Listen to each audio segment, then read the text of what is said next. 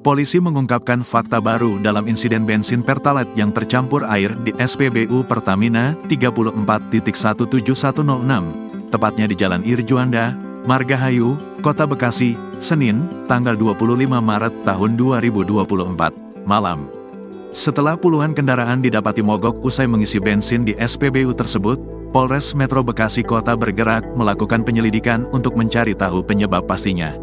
Ternyata, terkontaminasinya bensin dengan air dilakukan dengan sengaja oleh oknum yang ingin menjual Pertalite dengan harga miring.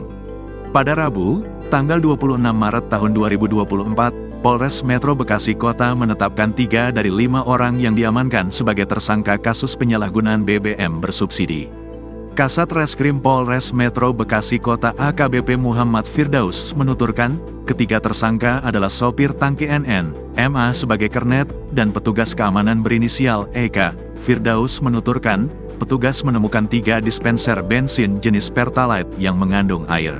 Terdapat 2 terduga pelaku lain yang sampai saat ini masih diperiksa, masing-masing berinisial ADC dan SH yang merupakan karyawan SPBU Pertamina 34.41341 Karawang.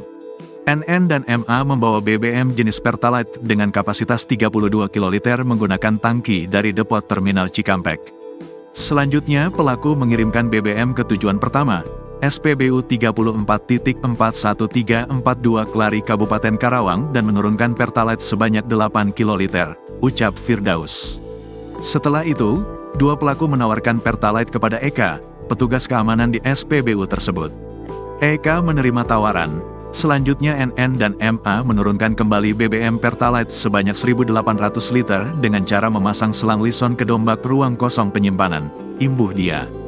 NN dan MA menerima uang sebanyak 14 juta rupiah dari hasil jual Pertalite 1.800 liter tersebut.